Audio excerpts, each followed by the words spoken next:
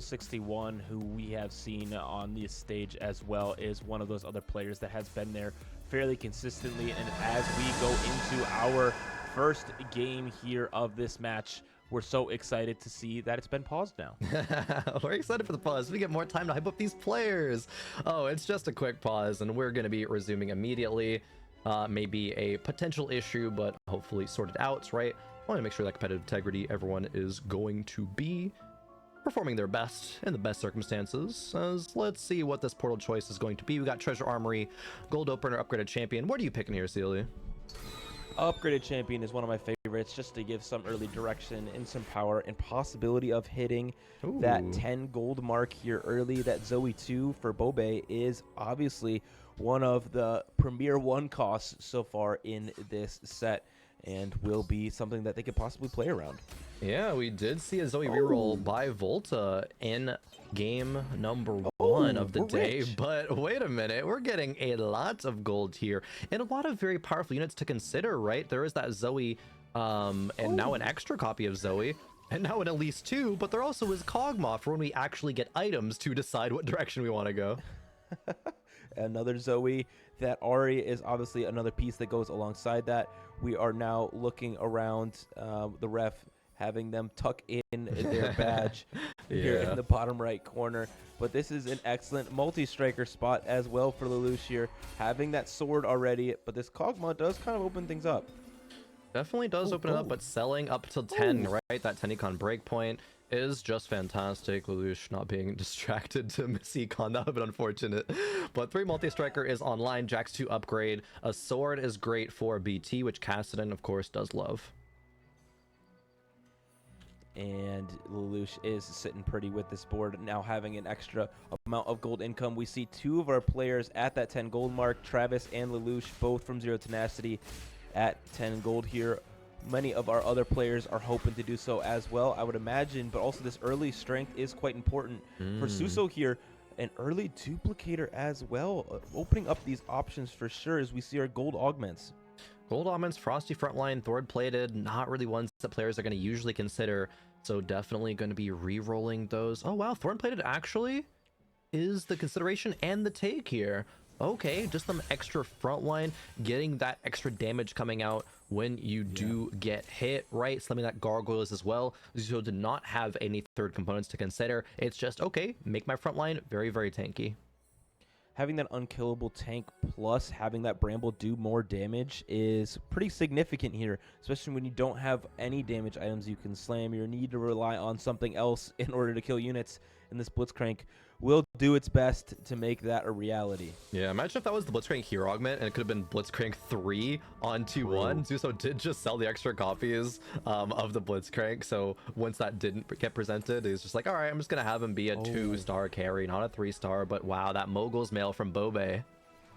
Yeah, on 2-1 is extremely powerful. Once you get to that 35 stacks, you get a gold, and then every 6 seconds afterwards, you get another gold. It is incredibly powerful in this early game, especially when you can't kill it early in a round with an extra item on there. He'll probably get 2 gold this round, which is extremely valuable early in this game. Even 3? No, not quite 3. Not able to heal up again. And it is a lot of that power from that Bramble Vest augment, of course, as we're seeing come through here. But yeah, that's just a really, really good. If you're getting 2 gold around with just having a good item, that's such good value from that Mogul's Mail. One big thing to call out here, one of the best augments in the game is this support golem, and one of the best units in the game is this Syndra, and Alan ZQ has both early in this game. No mana items though, but in a pretty good spot if you're looking around the lobby saying, I've got the Syndra, you guys don't. We can even take a step further and say one of the best support items in the game is that Aegis, right? Of the Legion. So having that on the support golem with the best unit is just another really, really strong opening factor here for Alan going up against Bentum, who also has a Syndra with no items. Yeah, with that 3 shapeshifter here early with Pilfer, which is the second best augment here on 2-1. Lots and lots of good augments for all of our players across the board. So I expect to see high power coming through from many of our players. Yeah, 100%. Alan's board is a little bit stronger here than Bentum's right now. Sport Golem diff as Bintum is econing, right? 20 gold is very, very good for being a level 4 at 2-2. And we see Zero Tenacity has 3 members up at the top there. Oh, the similar shades of red. Usually it's like a different color with these with the organizations. So it's like, okay, good thing I'm not colorblind, those actually would look the same. Yeah, just a red and different red. Yeah. For sure. That maroon color. Travis, though, full open. Something we saw a bit yesterday. 39 gold.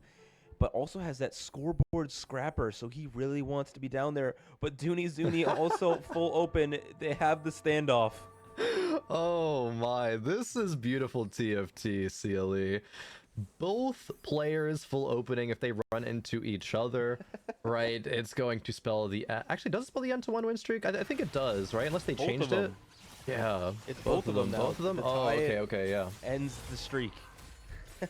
That would be unfortunate, both those players, but hey, you know, no harm, no foul at that point. You're both on even footing. But we see for Lelouch here, it is going to be 2 items slammed on that early Kassadin, a multi-strikers angle for them. And one of the things we want to keep our eye on, especially with Zero Tenacity, we were able to watch them yesterday, is they are criminal unit holders of the opposition. They absolutely bullied Dish Soap yesterday and were able to take that shocking win over Fnatic, as we saw Lelouch's board with a Syndra just chilling on the bench, waiting and holding so other people can't have it. Yeah, Dish Soap didn't really have a lot of fun yesterday, being denied in 2 out of the 3 games that we saw. All those Kog'Maws being held. There is a Kog'Maw too for SCSC, however, not really many items to go towards that direction, however, yet, but still a very early upgrade on that key unit for that composition. Yeah, I want to talk a little bit about this augment that Lelouch has. It is that prize fighter, as Bintum has Syndra 2 already. You're on 2-5. Crazy.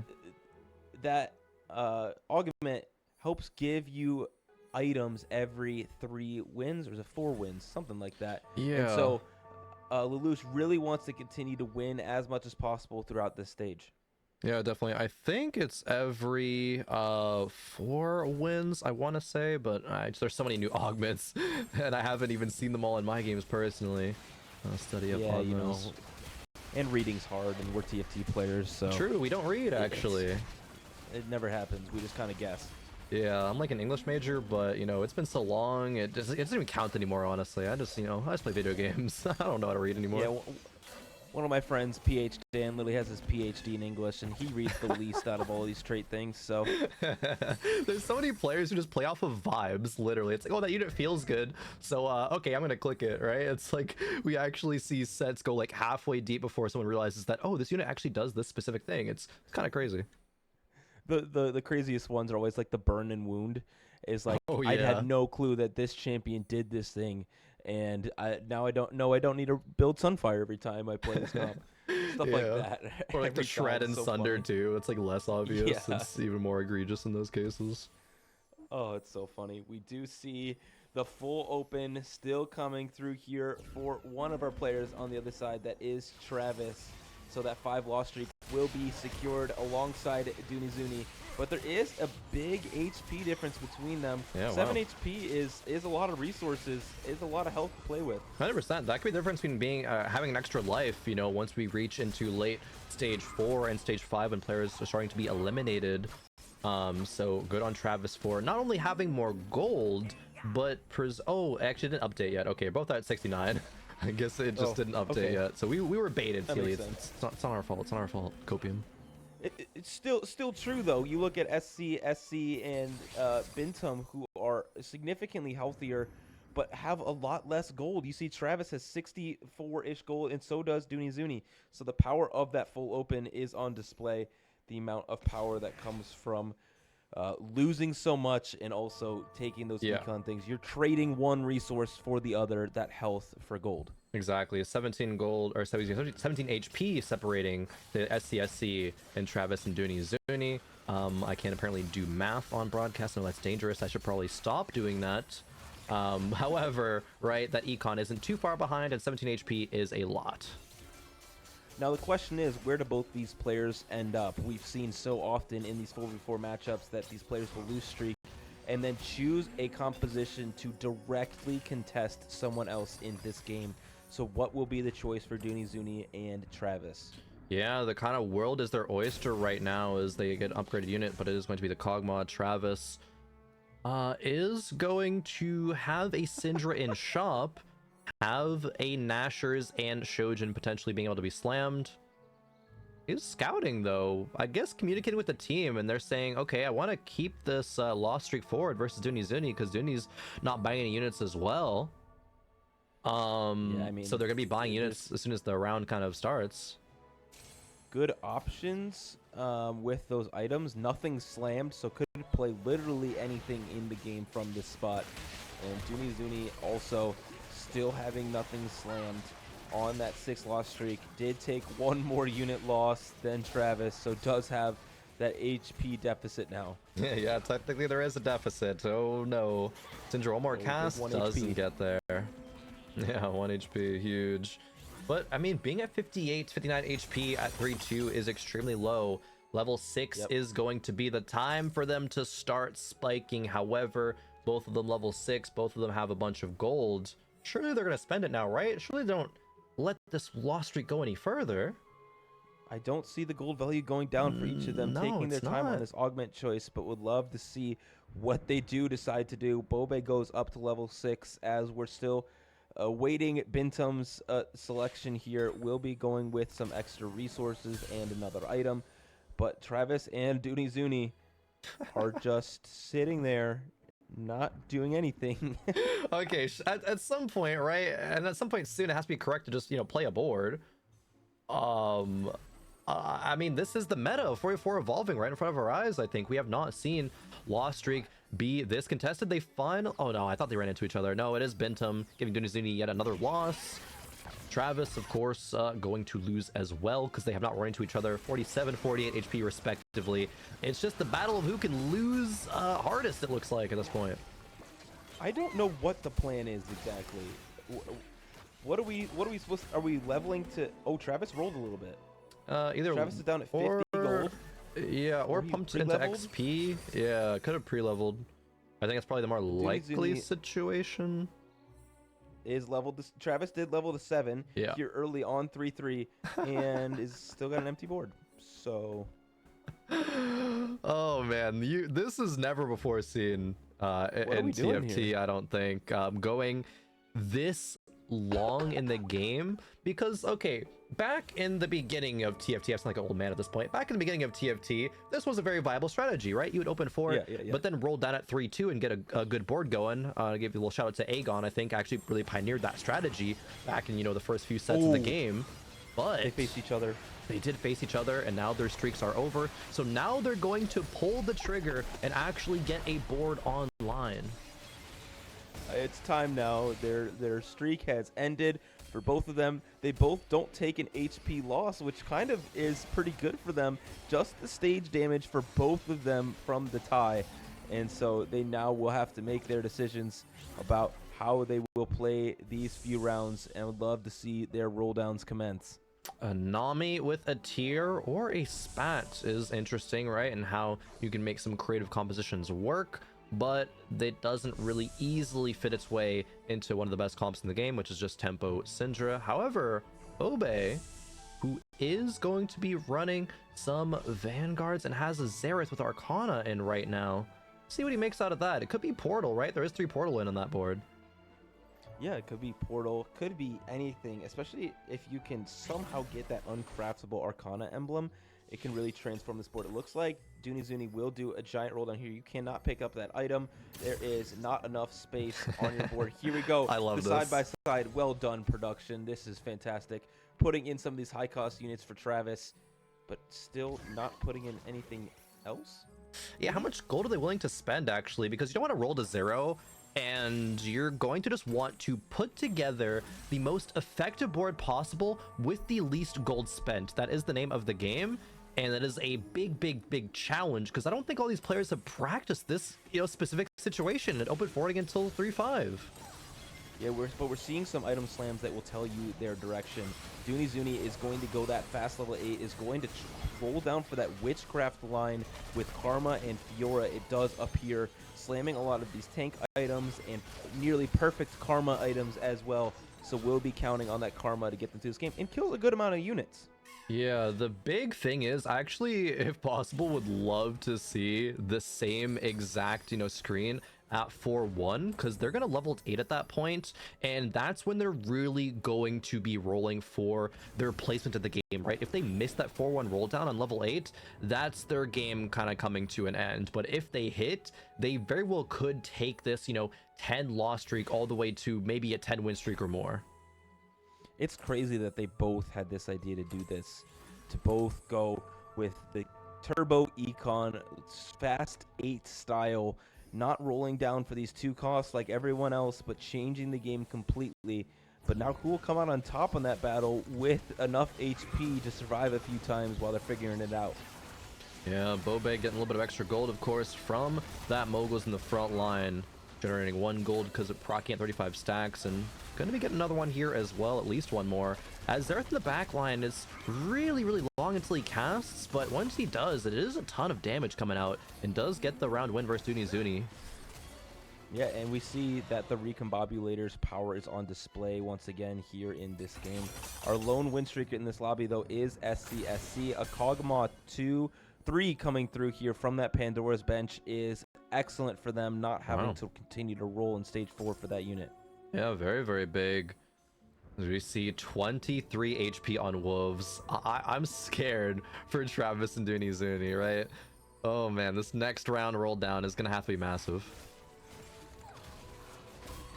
And it should be. I'm curious if they're going to even wait out 1 more round. I would imagine they don't want to have only 1 life left. The final items coming through, and that is a very awkward one for Dooney Zuni. The rolls come through. Roll down. Yeah, Dooney Zuni having more gold to work with, however, that is very important. Finding a Fiora, a key unit. Meanwhile, on the left-hand side, Travis finds a pair of Rises, and that could come into play here, especially with that Radiant Cinders. That would be very strong. How do these people stabilize? They have not hit 2-star 4 costs. No. It's just going to be a very, very weak board, I think, on both sides. I think this is going to be a battle for 7th and 8th. Yeah, this roll down went terribly, not just for one of them, but for both of them. We have a Karma on the left side and no Karma on the right side, which is what both of them are looking for. Travis, though, looking like they might be able to get this round win, and same on the other side for Dooney Zuni. Even against all of those 3-star units, it's enough, it seems, to stabilize them for now. They do stabilize for now. 4-2 is the round when players are generally leveling up to level 8 if they want to preserve a little bit of econ. But with as many rerolls as we have in this lobby, and most of them haven't quite hit that critical mass yet, Travis and Dooney Zuni might be stable for a couple of rounds here as we get our final augment choice, and it is going to be a gold one. Yeah, we are on board now with some of our other players in the lobby, as we've seen a lot happening here. Travis getting the little bit of extra econ here from this 1-cost augment, and this will be another roll down, I would imagine, to try and 2-star some of these things. Now has a pair and a 2-star. Finally, we did it. We did it. We 2-starred, I guess, the secondary units, right? Zillion being the other upgrade, but we really need that to be some impactful units here. And I don't know if a TG Tarek with a Radiant's Jewel Gauntlet is quite what Travis was looking for. It is something, though, and you do need something right here, right now, going up against Bobe, who's going that vertical portal line. Yeah, this is something that we saw have some success yesterday. I believe Wajan was the person that played a good bit of this yesterday. And with that, Spat is something that you want to slam out. That's a Diana 2 that did so much damage to this clump in the back line. And this is a very strong board from Bobe here on level 8. Wait, Diana 2 on level 8? That is some high rolling, or I don't know what happened there, but Diana, yeah, making quick work of that board from Travis. 8 portal as well. Very, very strong at this point in the game. It will fall off in about a stage, maybe stage and a half, but huge to have it online right now. And it looks like Allen pivoted out of Syndra into Karma primary carry, not quite finding that Karma 2 that everyone seems to be looking for in this lobby right now. for SCSC, this is looking like one of our best spots of the whole tournament for this Kog'Maw reroll. And very healthy here going into stage 4. Yeah. So maybe able to put this together, and finally we can see some of these top 4s. That might be the healthiest we've seen a Kog'Maw board at this point in the game, right? Yeah. Like, all the Kog'Maws have been, you know, kind of 8th, 7th contesting, but okay. Over there on the other side from Dooney Zuni, it is going to be a blue buff, red buff, Giant Slayer, Melio. Yeah, a big upgrade from Travis with that Lilia 2 coming through. That's about all that's been upgraded on this board since the last time we've seen it. And the Giant Shroud, though, should make a big difference in this fight, but no damage on the side of Dooney Zuni. Basically, just having items being spawned from this Melio. And so both of them still competing for this 8th place. As it turns out, Melio 1 is not a primary carry. No, it is not. It is just... I know we don't have support units in the game anymore, but it supports their team with items. Yes, but you actually need some units that benefit from those items and will actually do something with those items, as Dooney Zuni did not unfortunately have, as we could be seeing one or both of Travis and Dooney Zuni be eliminated on 4-5. It is still a big deal of which one does get 8th and which one does get 7th, right? It dictates the whole rest of the game for your teammates and how far you have to go. Ooh, that's a couple of new news in the shop for SCSC. Pandora's bench has already done some good work for him and gets that new 3 online. 3 more rumbles to go, but SCSC is going to be content, I think, with now pushing levels and letting that Pandora's bench, of course, do all the work for him. Yeah, I would like to call out that he has a 3-star Tristana and a 2-star Tristana, which is pretty neat. Definitely doesn't want to play that, but it's just fun to see. Yeah. We see on the other side Lelouch here playing those multi-strikers, still pretty far off the Cassidans. Actually just sold the ones on his bench to make 10 gold. This is something that we've seen quite often in this tournament, just not being able to find the reroll that you're looking for, having to push levels instead and just kind of bleed out. Yeah, it's very smart to be able to recognize, like, okay, I'm not really in a spot to reroll. I have to just play this in a tempo style of play. I still might be able to succeed if I get a Callista 2 and then find a Camille 2, get that 7 multi-striker online, and it has to be the route that Lelouch goes here. But they're on a 4-loss streak, excuse me. So not looking too good as they're plummeting towards the bottom of the standings here. And Travis and Dooney Zuni both able to get wins here as well. One of the redeeming things of this game for Travis is the fact that he has that scoreboard scrapper, which helps him as long as he's in the lower part of the standings. He will get more power for his team, and he will for the rest of the game be in the lower part of the standings. Yeah. Definitely, until, you know, at some point, you know, you want to be able to make that into a top 4. However, Dooney Zuni finding some big upgrades. That's a Morgana 2. That is a Fiora 2. Granted, Fiora items are not good, but Morgana 2 could be doing a lot of work here. Yeah, again, we're still just lacking some of that damage. The Fiora 2 is a huge part of that, but with the TG on Fiora, sometimes rolls AP items, just like we saw. But the Morgana is going to be able to do quite a bit of damage, even as a tank, mage, drain tank kind of idea here. Yeah. Oh, and Travis does fall out here in 8th place. Took a bad loss, and that will be the end of his excursion in this game. Yeah, Travis taking the short stick there when it comes to that open fort style of play. Meanwhile, Dooney Zuni is even healthier than his teammate right now with Bintum there on a 4-loss streak. Lelouch has gone to a 5-loss streak. Bobe, however, winning 4 rounds in a row. Bintum, as we see here, very close to a lot of upgrades, but has not hit any of them so far. And looking at our standings going into this part of the game, we have 2 T1 members at 1 life here, which is exactly what Zero Tenacity need with Travis going in that 8th place. They need to have those the 6th and 7th places occupied by the rest of the T1. We see Bintum taking off all items here. Not exactly sure why, rolling for some of these upgrades and finding a hard decision instead. I think you have to let go of Syndra, right? You're so far from Syndra. Oh no. Okay. Keeps on the Syndra, finds a Briar, has to place all these items very quickly, as that's a lot of strength that you need right now. Bobe with this 8 portal, however, is so strong it might be team killing Bintum here. Yeah, it might be the sacrificial lamb happening here. The Shyvana 2-3 is quite big, though, with a lot of displacement, with a lot of healing on this unit from the TG, is quite good. But as Portal goes through the rounds, Krugs now pop out, more units to kill, and with it, kills Bintum here in 7th place in this game. Dooney Zuni, though, still staying alive with those new upgrades that they found.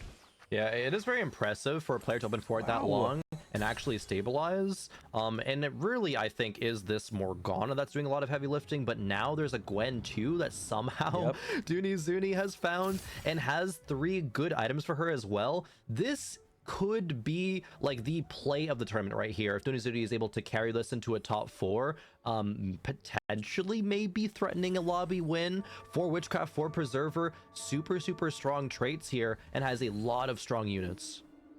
As long as T1 plays this right, this could be a win out for Dooney Zuni. Bobe is on that win streak and could threaten Dooney Zuni and knock him out on accident. We don't want to see those team kills. We want to see them play together. But this Gwen, this is nearly best in slot items, just needs some of that healing. But with the Fiora, that 2 warrior is quite powerful, and we'll see Suso taking a big loss to it here. I don't know if that Morgana can actually die. Like, she might be invincible, at least in this point of the game. 3 very strong items on her. That drain tank, like you were mentioning, she does that so well, but also just provides a ton of damage too. And here is the problem with the current state of this lobby. Lelouch, we know, was playing those multi-strikers as we're on board with him now and just could not hit those reroll upgrades that is needed. And he is staring down that 6th place that would make this really tough for Zero Tenacity to take the win in this game. Yeah, I would. Lelouch had to sell the Camille just to upgrade the Callista. Will that be enough to take out Dooney Zuni? I'm not sure it is. They're hoping and praying that they can get onto some of these priority units and take them down here early. But with it being these warriors, these frontline melee units, they are able to survive for a while. But there goes the Gwen, and now the Cassidon falls as well, and so will Lelouch here in 6th place. That means that Zero Tenacity will have to win this lobby and go 3rd place as well. Yeah, we saw from the player cam on T1's side a little fist bump being given there from Dooney Zuni to a teammate, being like, oh yeah, no, I'm bringing it back. We're sending Zero Tenacity out in the bottom 4. Zuso on that 5 loss streak. If Zuso goes out right here, that's just it. That's round 1 already done and over the way of T1. Yeah, I mean, look at that board as we see on the bottom of our screen from Suso as well. The Karma 1 is not going to do nearly enough damage versus most of these boards. And now we're 2 away from a Jinx 3 as well for SCSC. This is, again, the power of uncontested Kog'Maw. We're seeing it on display. I think this is why we haven't seen very much uncontested Kog'Maw, CLE, because allowed all this time and not contested units, you can just do some disgusting things and find some crazy upgrades with so much HP to spare. And this could be the end of Zero Tenacity in this first game if Suso does drop out here in 5th place. A lot of these frontline upgrades are pretty good. A good roll on that TG for the Fiora with the IE and some health to go along with it. But facing one of the strongest members from T1 is Bobe with that 8 portal. All of the random things coming from that portal that absolutely destroy this board from Suso. Z10 are going to need to regroup and get ready for game number 2. Yeah, Dooney Zuni goes out, but gets the top 4. Zero Tenacity takes the loss here in game number 1 of match 2 of the day for us here over on the B stream. They do have to regroup, like you're saying. Alan, the only member left alive on Zero Tenacity, but Bobe and SCSC are just so strong. There actually is another portal emblem that Bobe got, so level 10 we might actually see 10 portal. I don't know if we're gonna have the time to get there, however, as Bobe is not terribly rich, right? Only gonna be able to get up to 20 gold here. Yeah, I'm not sure. We do have a neutral round coming through, so depending on what is provided there, whether that's a lot of gold and some resources, we could see 10 portal here live on stream.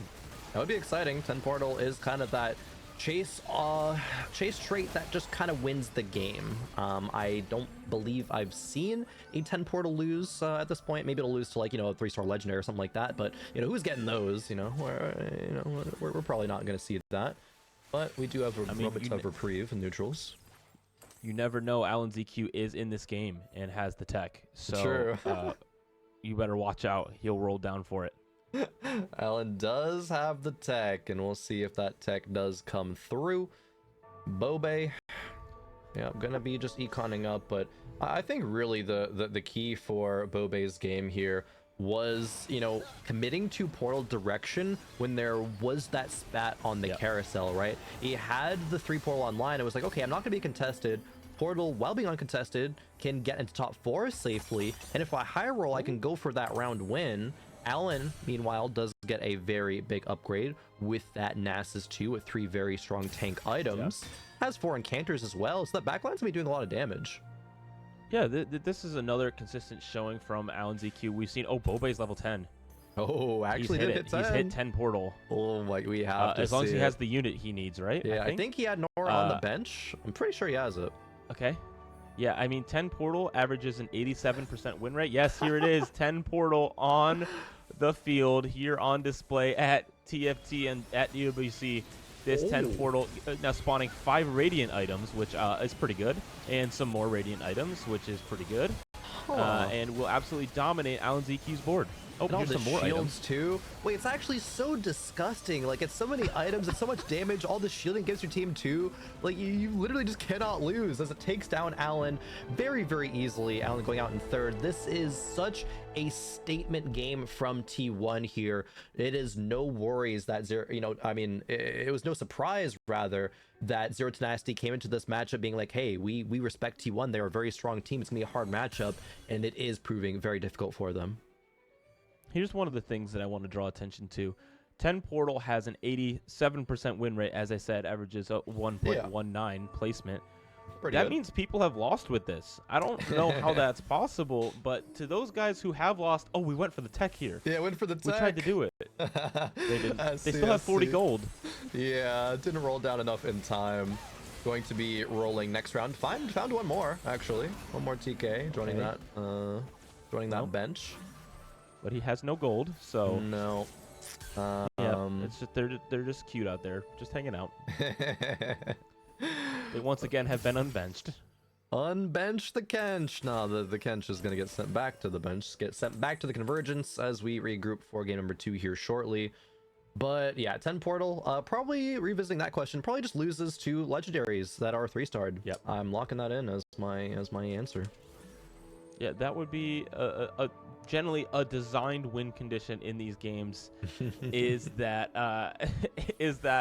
3-star 5 cost, and so we will see an excellent game demonstrated by Bobe here with that 10 portal being able to play something a little bit different tempo than everyone else in the lobby, and winning out at 39 HP. T1 taking the dominant victory here in game 1. It's so nice to be able to say that. These legendary orgs like T1, right, get to say, yes, they got the victory here.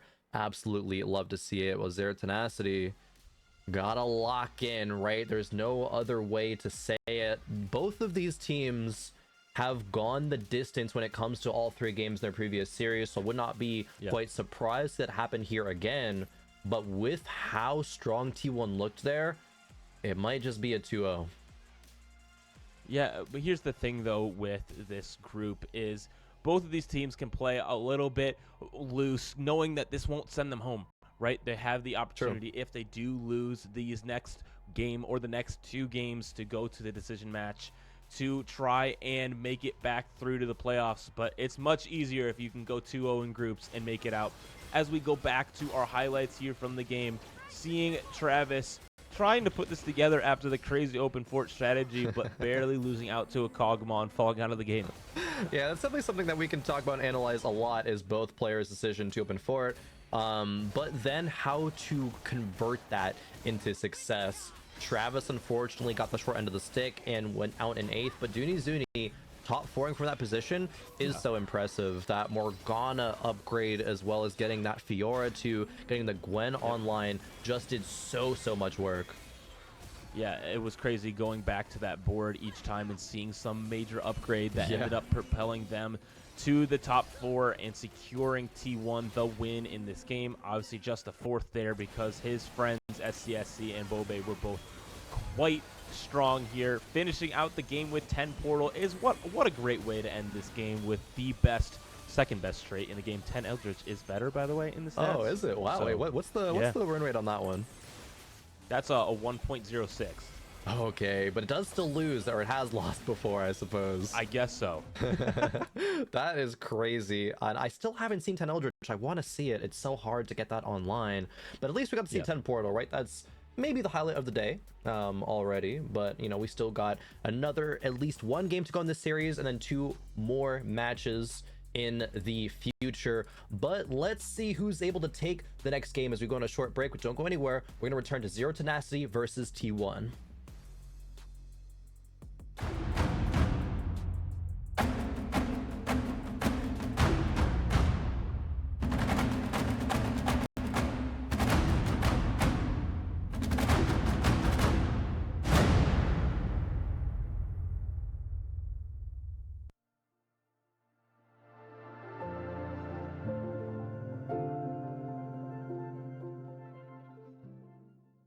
Doesn't get much more iconic than T1 in esports, and TFT, they are back in action again.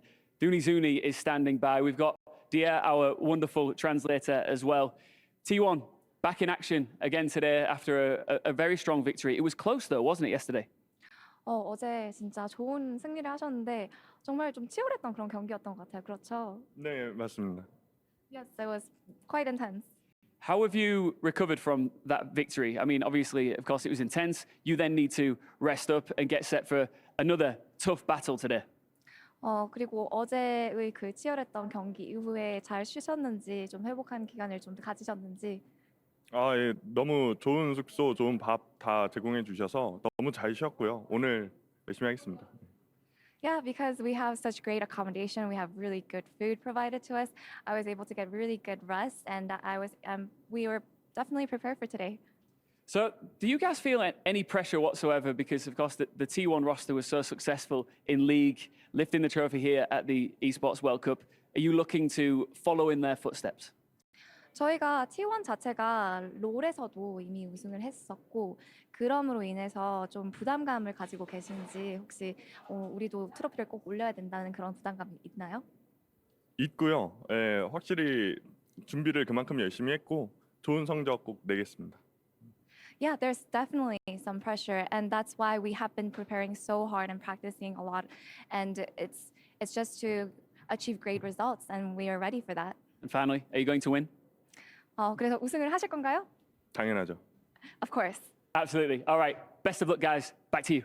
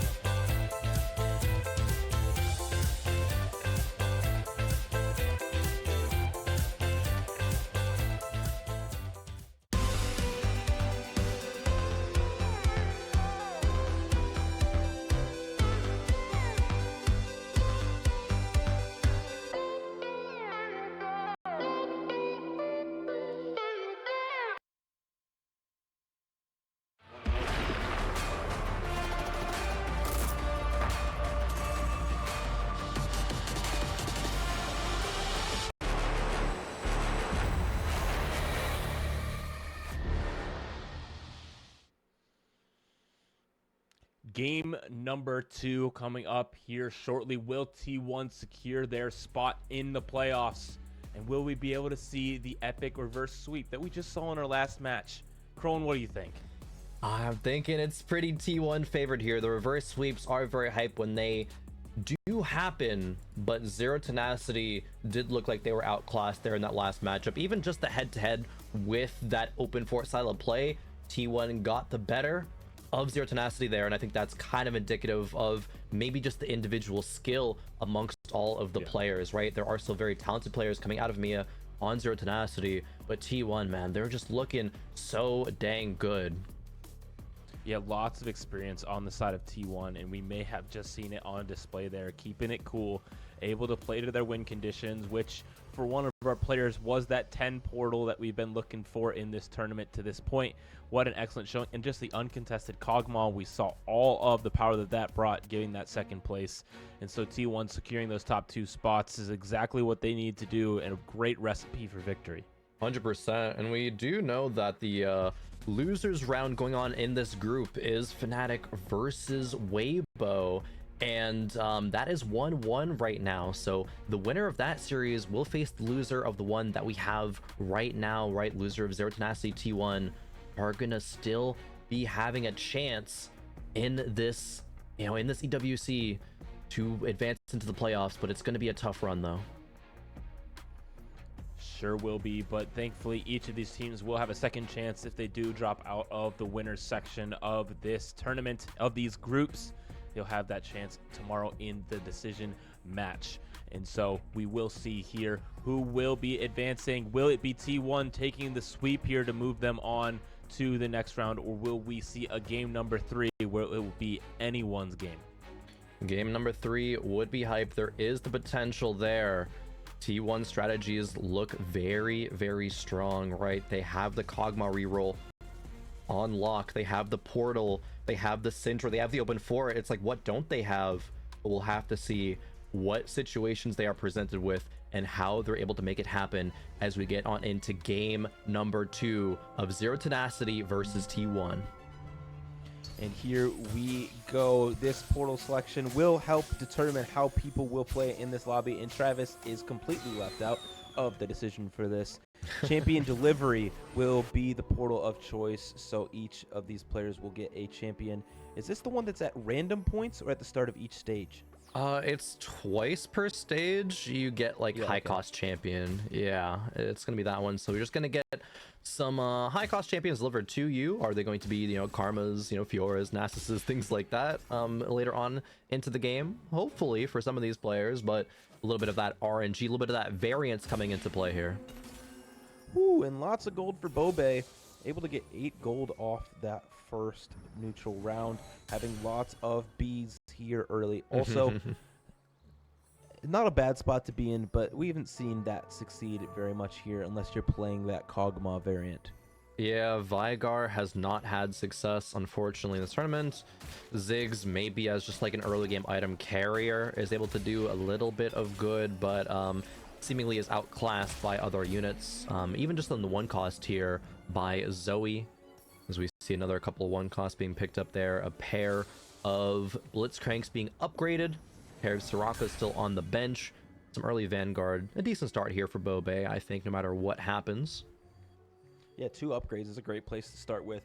So we look across our lobby. We don't have anyone making that early 10 gold like we saw last game. That really propelled people into thinking about what it would look like to open fort and get to that level 8 as soon as possible, getting the econ as high as they can early in the game. We see for Travis, the premier unit of the opening stages gold of this game, may be able to make 10 gold here, but instead is going to keep those shapeshifters. Wow. Silver augment to get us started. Oh, imagine if Travis sold to get econ there and then got presented with AFK. That would have been so strong. That would have been like open forwarding without actually open forwarding, but you get the same amount of gold for it. Instead, getting these component anvils coming through. So maybe going to be able to slam an item in the early game. Does have these Syndra and still will be able to make econ. So it is still a strong start here for Travis. Yeah, and I actually really like the play of taking these component anvils, especially if you're playing Syndra, which it looks like he absolutely is. Being able to get the exact item that you are looking for on Syndra is huge. So hoping for some tears, hoping for some bows to help get this Syndra stacking up these casts as much as possible. Yep. Let's see here what this first round matchup is going to be. Travis facing up against Zuso. Zuso, obviously, you know, prioritizing the Syndra as well, has that there. And both of them not having any items though, so the stacks are going to be very slow. Yeah, I mean, these are two different kinds of Syndra, clearly. So we have the stim pack on the other side, granting some more of these items when you get below that 50 HP mark. So wanting to play Lost Streak is Suso with that Syndra, but the opposite on our screen for his teammate Travis, wanting to play that win streak, wanting to push tempo, and now 3 of Zero Tenacity's member are playing Syndra. Yeah, that's Alan with it as well, right? Yep, 3 of them are playing it, which you can do. It's perfectly fine. You just need Syndra 2, and then you are very chillin'. However, what? Alan That is a Titan putting Syndra. a Titans on a Syndra. Is that like a misclick? I think must he's be. just going to reroll these items, surely. And probably play Kog'Maw, maybe? I don't know what he's going to play. He's got Kog'Maw in shop. He could use that Kog'Maw and play that to help his teammates out by pulling some other 2 costs out of the pool. But we will see for sure. I'm trying to think of okay, Titans has a bow that gives a little attack speed. You stack right now, you can reroll the item later once you get a remover, but the remover is not guaranteed. There is, you know, it's likely to get there. Maybe Alan's just like, all right, we gotta play some risky TFT here, and yeah, risking it indeed. I mean, that Titan Syndra just won that round because of the Ascension and the AP that comes with it. So, I don't know. Clearly something's working. Yep, something is working. Oh! That Titans was from the roll of charm thing. Okay, that makes so much sense. I thought he was rolling that on Pandora's. I was like, why would you choose that? Yeah, we got a little baited there. It's okay. All these charms, right? They're It's new. fine. They give so much stuff. Copium. Oh god, don't fire us, please. We know what we're doing. Well, catch me on ladder playing Titan Syndra, and you know, just won that round. So I'm convinced. Yep, Titan Syndra gonna be taking it into all of the ranked games, of course. Bobe still rocking with that Ziggs in the early game, and on a 2 win streak, looking to make it 3 here as Ziggs' next cast will be taking out that Zoe. Ziggs, of course, sending those bombs into the back line. I have clicked Ziggs so little that, like, for a moment, I forgot that he even did that. Yeah, I mean, it's pretty unique targeting there. Sometimes it absolutely smurfs taking out, especially if it's a 1-star in the back line with low HP. You can just absolutely delete a Syndra first cast, and that feels really good. But, you know, each of these units has their different strengths and weaknesses, and for Ziggs, it is possible backline access if positioned well. Yep. Furthest target being, of course, that priority. And we see 3 spats on the carousel here. Zuso considering taking it and is going to lock that choice in. Alan getting a tier, but just going to be rolling these items, right? Maybe if that tier that he has on bench rolls into a sword, maybe another double Shojins. Bobe, considering what he's going to do, will go with the spatula. And I was actually curious about his spot. It looked like he might be going for that portal route again because of the item slammed, and that gives the option now too with that spatula. On board now with Dooney Zuni, though, with that last Whisper slammed, clearly playing for the AD tree, and maybe even that Kog'Maw reroll with some of these units that he has currently. Yeah, I was considering what would happen here if we were playing AD but didn't reroll, and then I reminded myself that that doesn't exist in this meta, so I'm like, okay, yeah, it's gonna be a Karma, but the item carrier, of course, being the Ezreal. I do wish for a world where Fast 8 AD Flex is going to be a thing again, and maybe next patch, Copium. Yeah, for sure. I mean, they're going to try to bring that back for sure. I think solving a little bit of the Syndra problem will probably cause the tempo to go back to that state, not having to roll as deep on level 6 to find those 2-star upgrades to stay alive long enough. So maybe that will come back in the future. Yeah, perhaps maybe some, nerfs on Karma as well. Maybe, some Varus buff, some Olaf too, ADs I would love to play around, especially with that backline carry access. However, backline carry for Lelouch is just going to be Zoe here with the Rage Blade. Looks like this is a setup perhaps for a Syndra, but just playing around the multicaster or multi-strikers and the Zoe in the backline for now. And looking at our streaks in the lobby, Bobe looking like they will continue their streak here, and Travis hoping to do so as well. Bintum not having any kind of streak, but for each of these teams, one win streaker, one loss streaker, hoping that each of them can hold on to their economic advantage. Yeah, Travis maybe can do it all, full loss streak one game, full win streak the next. Yeah, looks like that's going to come into play. Dooney Zuni winning as well, only losing one round in this stage. Still very healthy as SCSC and Zuso have completed their 5 loss streaks. However, SCSC 82 HP is so healthy for 5 loss streaks, so well done to him there. Yeah, absolutely well done. Able to play that to perfection, getting those 1-unit losses as much as possible. It's really just a team sport at that point, right? Understanding their spot, knowing that you should continue that loss streak, and communicating with your team, hey, I'm lose streaking, help me lose by not that many units, and makes it happen. Yeah, exactly. Dooney Zuni here getting a belt, a little bit of gold, and ooh, a cog mod. That's exactly what Dooney wanted to see. Another bow is pretty good as well. Not another slammable item, but a good thing. GS is another one of these great items in this composition, able to help get through those front lines. As well as any other of these sword-based items. More of these units coming through, and this one will be a useful one for Dooney Zuni. Yeah, the Jinx is very, very useful, especially with people now prioritizing more of the Jinx on level 6 instead of the Lilia. For now, it is going to be shapeshifters in the front line just to have the strongest board possible. But Dooney Zuni is going to go level 6 next round and roll down for some of these upgrades. Meanwhile, Zuso potentially being able to deny a Nunu at least. They could sell the Ziggs and Poppy on the bench. A Nico 2, however, is very strong front line at this point in the game.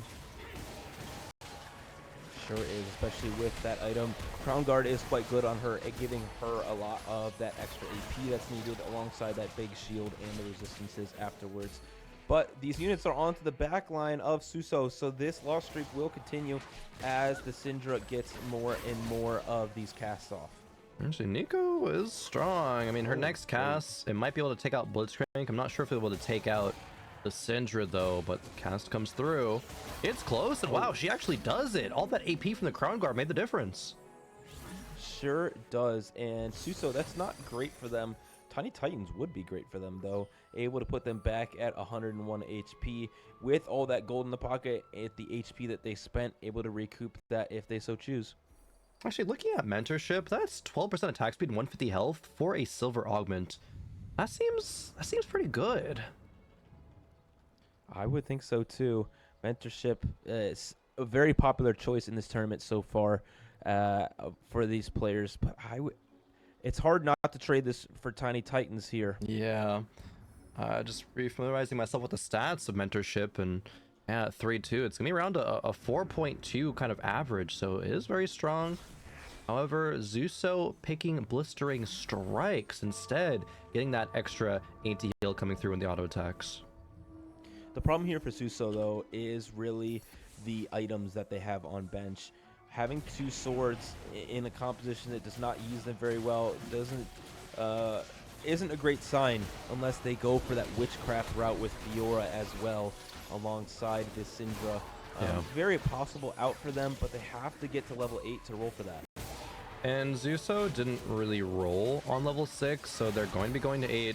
This Syndra has not gotten very many stacks so far because she doesn't have any items, so I think it very well could be a pivot into that Witchcraft line, especially with that spat in mind, right? Witchcraft Karma is so good, it works very well. 2 swords, one for, like an Edge of Night, one for, of course, a Bloodthirster is going to be ideal. Sterix as well, right? One of the best Fiora items, so a lot of good sword potential once we do get to that point. But Bintum, go in the direction of Pyro, but that's from just that augment there at 3-2.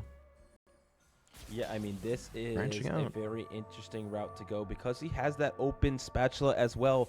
Will have access to 2 pyro spats when they choose to make the other one or get the component that they need to make the other one, which activates a very powerful trait. 5 pyro is very, very good, especially with these items on an Ezreal already that can stay in this board throughout the game to pair with that Varus. It is a pretty good game plan coming together here for Bintum, and one that is quite unique. Yeah, I was just kind of talking trash about the viability of 4 cost 80 backliners, but the one time that Varus shines is with the 5 pyro line, with the 4 blasters, and potentially we're going to see that here in this game with the access to 2 pyro emblems from Bintum. And this carousel will be huge for a lot of our players. Travis did pick up the Young Wild in free, which allowed him to continue his win streak and now have carousel priority to get a 4 cost and a component that's needed. Yeah, taking a look at all of these boards, right? We have a couple of Syndra players, and we have our rerollers, right? Dooney, Zuni, rocking with that Kog'Maw hit. Kog'Maw 2 did stabilize decently well, but of course, Portal is what Bobe went, so maybe we're going to be seeing another Portal game out of him again. Seems to be comfortable for him on that line. 120 HP is a ton to work with. Obviously taking that Tiny Titans, which is extremely impactful there. But for Lelouch here, we have a very interesting items and a very interesting board alongside it. Just kind of a bunch of stuff. Callista items, perhaps Fiora items with that Sterix. We could be going that Callista Fiora flex, which has been popping up at least on ladder a little bit. We haven't really seen it in this tournament so much, if at all, really, but it is a potential line. Lelouch is going to be using this Pandora's Bench to reroll those 4 costs into the ones that he wants, but also is denying Kog'Maws, right? 3 Kog'Maws being held on the bench as well. Yeah, I mean, this is a lot of Zero Tenacity's strategy in these games was to deny, especially these Kog'Maws, holding those away from the opposing team. And it did work out for them in that first matchup, but we'll see here in this match number 2 if that will pay off, because in game number 1 they set themselves behind and now need to get back in front here in this game. That is a lot of Kog'Maws held by Zero Tenacity this game. Yeah, at least 6. And after last game, I think they realized, hey, we have to be griefing Kog harder than we did, because if they're able to just run away with the game, if 10 Portal wasn't achieved by Bobe, Kog'Maw, I think, definitely had a strong chance to win that lobby. And especially because no one on Zero Tenacity is playing this composition, you have to grief it through your bench. You have to hold these units. As we've seen it in a lot of our other matchups, sometimes people just go on contest duty and try to just outplace them 7th and 8th place. But when there's not someone contesting on that line, you got to be able to hold them on that bench. Yeah, and Travis, of course, is going for this reroll style of play with Syndra and the Shapeshifters. We have 4 Shapeshifters right now, 5 pairs of Shyvana, 4 pairs of Syndra, holding on to that Elise as well to slot in a bit later. Ooh, okay, Suso did find some direction here, was able to get that Witchcraft emblem. I'm not sure where from, but that is going to be very helpful as we see our player lobby positioning throughout the time in this match. Many of our players staying pretty steady where they were, either at the bottom or in the middle, or gaining positions like we see for Dooney Zuni here. Lots and lots of decisions to be made here on stage 4. Yep, lots of decisions indeed. Lots of items coming through for Bobe, especially frontline items, which is fantastic. Zuso getting so many. There's a whole shop of items there on the bench. The item that, or the unit that comes through, is going to be Rise, but great Fiora items. That is Bis Fiora and the Callista. And he has one. Yeah. And a Karma here. Okay, this is a lot of good stabilization here from Suso at this level 8. Has a lot of the pieces. None of them upgraded quite yet, but selling the board, slotting in a lot of these new units that he needs, possibly going for that 6 Witchcraft. Yeah, running 4 right now. Finds the Fiora upgrade. That is huge. Is going to have 3 perfect items. All right, Titans, BT, Sterix. Oh, it's actually Azure Knight inside. Oh, okay, interesting. So wanting more of that, you know, survivability in terms of de-aggroing instead of just that raw power with more HP and more AD. Yeah, interesting slams. I'm not sure that's what I necessarily would have done, but I trust Zuso's expertise. I know that Morello is a great slam as well onto this Karma, so Morello plus Sterex would have been quite good also, but then you'd have some of these open components that you don't quite need. Yeah, moving on over. We have Prismatic Augment to end things off here in game number 2 of this series. Final Ascension, movable object or blinding speed. Movable object is just so hard to pass up on, though. Yeah, and now the roll down commences for Bintum here on 4-2. The reason he rushed that choice so much was to try and get some of these really important units, but does not hit any Varuses yet, even though it is completely uncontested in this lobby. Does have one of the other premier carries, though, with that Smolder, that 5-cost blaster.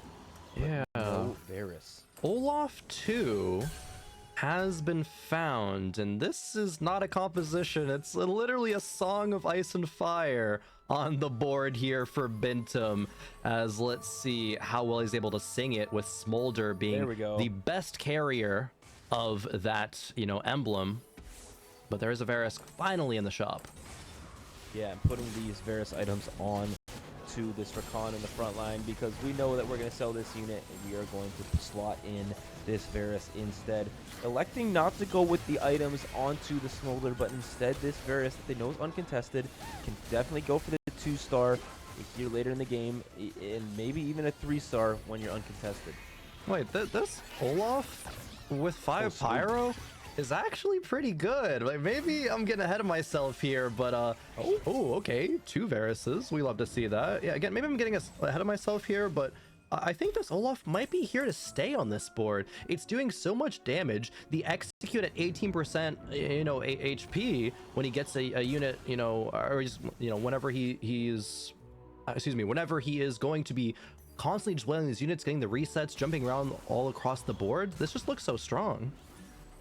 Yeah, considering though pivoting to this multi-striker angle instead and putting these items on Smolder, i.e. plus that Hextech or the Jeweled Gauntlet is quite good, especially because Smolder sometimes just absolutely walks in to the team like they are right now, will take some random aggro, and so healing on that unit is quite good. Also, Smolder in shop 2 is quite hard to pass up with that pair, especially going into this carousel. So curious if they will lock that shop and see if they can get that upgrade. Yeah, could have just sold the Callista to pick it up as well. Callista maybe not finding its way onto that board, but some big losses. SCSC dropping dangerously low here for T1. Bintum finding the round win, of course, 34 HP, but SCSC really needs to get it together here. As we see the board, it's still a Zoe that's holding those 3 items. Just went level 8 and didn't really find anything, and is sitting on 0 gold. Yeah, this is one of those that's just GG go next for SCSC. Not looking good for them, but for the rest of T1, looking across the board, we have Bobe and Dunizuni also on loss streaks here early in stage 4, but Bintum recovering quite well from a little bit of a loss streak there in the mid game with 2 wins now in a row. But again, looking across the board, Alan's EQ is the only one with gold in the pocket, now has spent it all to go to level 8. Yeah, is the only one who is pushing levels, still having gold here. TG just checking what it is to see who he wants to put that on. But this is going to be the standard board of the Syndra Vanguard, kind of fast 8 style. But it does feature that Sentinel that will be getting more powerful as the game goes on in each stage. SCSC has found some units here. Finding one pair of, or one Karma is going to be very strong, but still a long way to go as this front line does not have many upgrades. Bintum did stabilize off that Varus too, keeping that 5 Pyro, which is just an extreme amount of damage. The Olaf jumping across the screen does take out his teammate SCSC, who knew this was just not his game. Yeah, SCSC, very good in the last game. So strong now. Yeah, Zuso super strong. 4 win streak for him. Travis over here does have a lot of these units that he's looking to upgrade here shortly. Shyvana 1 away. We are 3 away from that Swain upgrade that would take this front line really to the next level. But we also still have this random Kog'Maw on the board. I don't know why it's there. Yeah, why is it there? That should just be a Swain too. Yeah, something like that. I'm a little maybe just sacking the 1 round, possibly here against their teammate. Yeah, well, just have to keep that in mind. Yeah, maybe just intentionally weakening the board because you know you're going to be going up against a teammate. Definitely possible. And this is going to be a good matchup here. This Olaf is not taking very much damage, healing everything that they can. That was a good test for this board from Bintum. Now on 3 wins in a row and continuing to establish themselves in this lobby. Yeah, the more I see this Olaf Pyro, the more I am like falling in love with it. I want this to just be a comp, right? It's very, very interesting, the dichotomy here. Getting your Pyro, getting your Frost units, it does work well with Swain and Nasus, right? Being the shapeshifters, Swain being the Frost unit, having Diana in here with that Bastion with Shen as well. There's a lot of like weird inherent synergy between these units. Yeah, and for all of you comp makers who, you know, name these comps, I got you. It's Pyroloff. It makes a lot of sense. Pyroloff. And Not Song of Ice and Fire. We can't do that one. You know, I think Pyroloff will, you know, maybe be used by somebody. Right. Anyway, you guys can take that one for free. Have fun. No, we gotta charge you for all this consulting. Yeah, Some good stuff. Good work out here. I think one of the interesting things with Pyro is the Cinder aspect, kind of that scaling part of the composition that really helps keep this relevant in the late game. And so every kill will grant one of those Cinders. But as we're on board with Suso now, having that Witchcraft emblem is so incredibly powerful. Yeah, Witchcraft emblem, very powerful. We see Dooney here versus Allen. Dooney with that Cog reroll. A Kog'Maw's just here too, but Tristana really is the big star of the show here, along with that front line, buying so much time, but it might not be enough as Allen's board is just so strong. Cinders on the back line does get taken out, however. Karma damage is not going to be enough now as the Nami wave comes through. Tidal wave takes out the back line. Jinx versus Nami, and Nami is able to clutch it out. That was so incredibly close and really bad for Zuni there. Really needed that win, but wasn't quite able to get what they're looking for. Everyone is holding these Kog'Maws, stopping Zuni from hitting, but instead we speak it into existence, and there it is. Foregoing that Jinx 2, instead going for this golden unit. So 4 of them now on this board. Yep. 2 solid carries and 2 solid tanks. This should be a recipe for a few wins. Very interesting choice. If we're going the Jinx 2 in favor of denying more Swains away from the competition, I think that's very telling. Jinx 2 is not going to have that much value, but a Swain 3 for the opponent, you know, would have a lot. Yeah, you don't need very much more damage on this board with these 2 carries. But this Olaf is going to look to try and jump on this backline, but can't get through that Bramble Vest on that Rumble, which is a big problem with this composition. This is a ghost fight, so that is not the real strength of that Pyro board. Yeah, it's not executing. We'll be seeing that ladder, yeah. If that executes from 18%, that fight could go the way of the, what'd you call it again? Pyro, or Olaf? Pyroloff, right. I was like, I know it's something like that. All right, Pyroloff. I gotta get it in my brain. It's a good name. It's a good name. Yeah, we probably won't see it again, but, you know. But if we do, we'll be ready. Someday. Looking at our standings, T1 now moving down towards the bottom half. We did see a loss from Bintum and this Pyroloff board. Now at 19 HP. Lelouch, though, was kind of the sacrificial lamb from Zero Tenacity in this game and is down at that 4-loss streak with 13 HP also. Bintum sitting on some very powerful pairs, a pair of Smolders, a pair of Dianas, right? Those very important 5-cost units for this composition. But looking at Lelouch potentially going to be eliminated here versus Zuni. Yeah, the problem with Lelouch's board is just not having those golden units. They have now pivoted all the way over to this other flex board, and it's going to look like it's going to dominate this Kog'Maw board. Zuni taking a really bad loss there. Lelouch staying alive, giving their team a really good chance in this game. Yeah, Zero Tenacity looking much better this time around. T1 definitely struggling. CSC, of course, already Ooh, out. Witchcraft? But oh wait, portal. Bobe. Travis might Travis deny ran it. the wrong way. Oh, he has to. Yep, denies it away from Bobe. You have to do that, and that's such good recognition from Zero Tenacity there to make sure that the 10 portal does not happen again.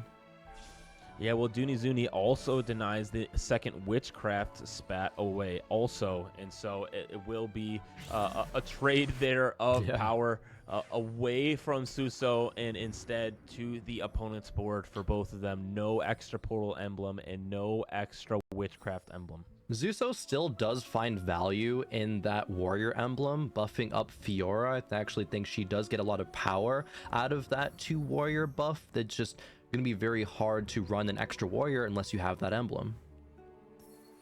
Yeah, a pretty good secondary prize there. Nothing that is going to absolutely swing and make a crazy board like 10 portal. But for Bobe here, he was kind of eyeing that. He already is level 9, has 8 portal in currently, has that rise too. This is a very similar game to what we saw last time.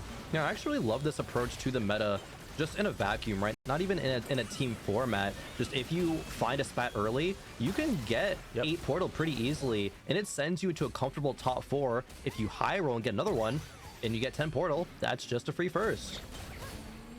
And Zuni will be dropping out here, and so will Lelouch, but importantly, it is an 8th and a 7th place for T1, meaning that Bobe and Bintum, they got to have the showing of their lives here in the rest of this game. Have to go 1-2 in order to pull out the win. Yeah, very unlikely from this spot. You know, don't want to call it quite yet, of course. There has been crazier things that have happened in Teamfight Tactics, but still a long road in this game for Bobe and Bintum.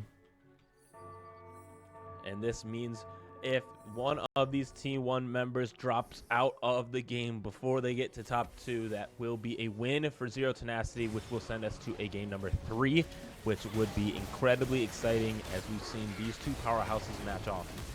Absolutely. The powerhouses in the players. Powerhouses on the board here as we still get to see more power of this Pyro Frost composition. The Pyro off, I remembered it, and we got it down. We're doing it. We're doing it. We are doing it. So is Zuso here in that round against Alan. Here's the problem, though, with this current matchup. Bintum having that Pyro off, having 5 Pyro, which is incredibly strong, getting those stacks consistently throughout the game, continuing to get stronger and stronger, and Bobe, who we're seeing, has throughout the game been at the top of the leaderboard, now having that 8 portal, which we've seen be incredibly strong, having to now beat that by one of the Zero Tenacity members. That's going to be difficult. Now, was that 6 Nasus for Bintum? Yeah. That's one way to do it. 7 actually. Wait a minute. This is a and win with condition. 40 gold on level 8? Yeah, this is very doable.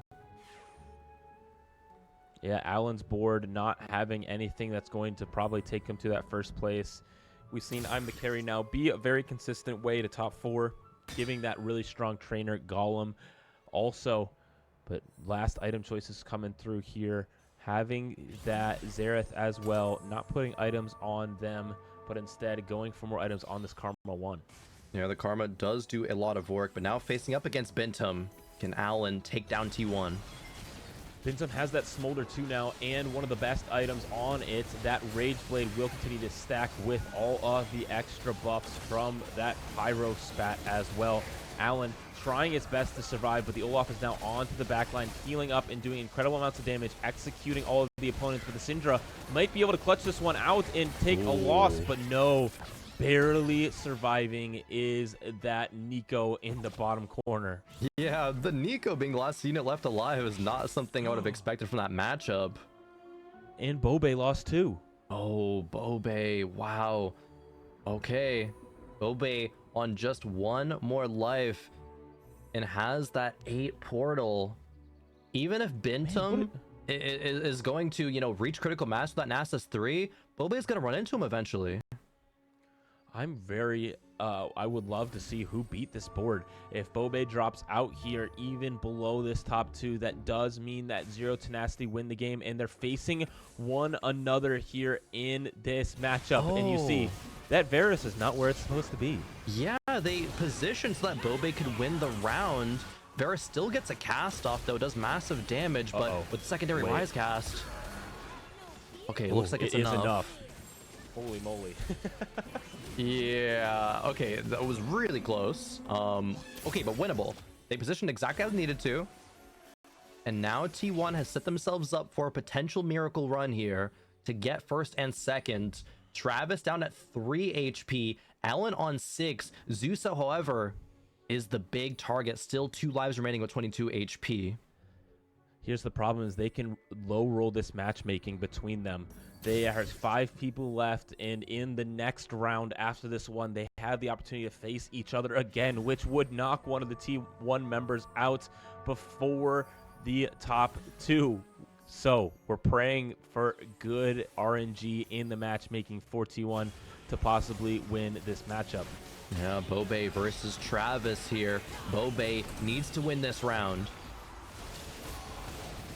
Bobe putting up a good showing here early in this fight. The Rise stacking up. The shields are just absolutely massive. The Syndra can't get through them at all. So this is a pretty dominant win here for Bobe, taking Travis down, but has Desperate Plea and will not drop out of the game quite yet, saving one more life here. Desperate Plea is exactly what they needed. Bintum and Bobe both winning the rounds. Zuso came out with a round win as well, but T1 just a couple rounds away. Maybe they find a Desperate Plea for themselves if they have to face each other again. That would be kind of the god RNG. Let's see here. Here's the thing is, one of them has to beat Suso here. They have to be able to take Suso down to 1 life at least, and then have good matchmaking next round. And also, they have to beat Travis once again and hope that no one gets this Desperate Plea to absolutely swing these fights, or a giant dragon or something like that. Yeah. That will absolutely guarantee a win. Bobe getting Lightning Strike there in that, so a good late game charm. But we're going to see both fights here as Bintum versus Travis in the left. Yeah, and the one we need to really watch is on the right side. Suso versus Bobe here. Will this 8 portal be enough to beat the win streaker of this Witchcraft board? That is a lot of golden units, a lot of upgraded units for Suso, and the portal units are falling down. The Poppy is tanking so much of this damage, and the Fjord is onto the backline, so that will be a Zero Tenacity win as Bobe falls out of this game. Bobe does fall. They narrowly made the comeback happen, but not able to do it. Bintum versus Zusa here, but it's already a Zero Tenacity victory because Zuni and SCSC went 8th and 7th. They needed that 1-2 placement and not able to get it. This is the Zero Tenacity gameplay that we saw so much yesterday, really occupying those middle spaces in the lobby, having solid okay games, and then one of them being able to clutch out the win that's so needed in these type of lobbies. It's the tiebreaker, and it is the highest point earning position. The roll down for the Nasus 3 was not successful, not able to find what they were looking for, and so all of these items just on this bench, little flowers for the graveyard that is T1's hopes in this game. Exactly. We have Zuso going to be claiming victory there, but still a lot of great play in that game. A composition that we have not seen before, which I'm actually really excited about, with that Olaf, right, having that Pyro emblem. It was such a treat to see it do so much work in that mid game, rolling down, not hitting any Varuses, but an Olaf 2 before that, it did way more than I ever would have expected. Yeah, and something that I'm really looking forward to is seeing how they can continue to innovate in this last game. This is some of the biggest innovation we've seen in all of our games so far. We've seen a lot of spatulas used to good effect. Pyro, we've seen a lot of Portal 2 games in a row do super well. So I'm excited to continue to see these verticals really show off alongside Witchcraft that we already knew was pretty good. Yeah, I love T1's approach with that in mind, right? They are showing the most creativity that we've seen out of any single team so far, and to be able to play good standard TFT, but also pull out these different strategies when you are in spots for them can definitely give you that edge, right? They weren't able to make it happen in that game because of some unfortunate placements by a couple of team members on T1, but with how dominant they looked in game 1, this is going to be a spicy game 3 as we get a chance to look at some of the highlights here from that last game. That pie roll off, of course, jumping into the back line so much and doing so much work. Yeah, the sad thing is here for T1, Lelouch being able to survive just long enough for Dooney Zuni to fall out in that 7th place, taking just a good enough loss to send them out in 7th and 8th. That was the difference in this game. That was the difference in whether or not Z10 was able to pull out the win, and they did so. And so we see the fights coming down to the wire here. T1 giving everything they had to try and get those top 2 spots, but not quite able to pull it off in this game. Just a fantastic showing by Zero Tenacity in this game 2, and I'm so excited for game 3. Yeah, definitely so excited for it, and we're not gonna have to wait too long because right on the other side of this break we're gonna have game 3 between Zero Tenacity and T1.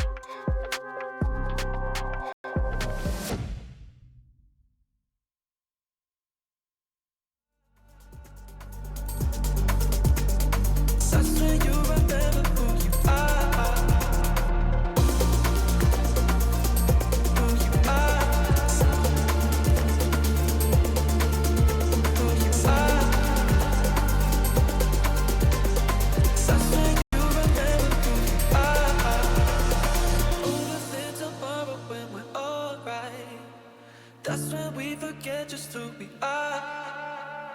Make us come together and it's alright. That's when you remember who you are.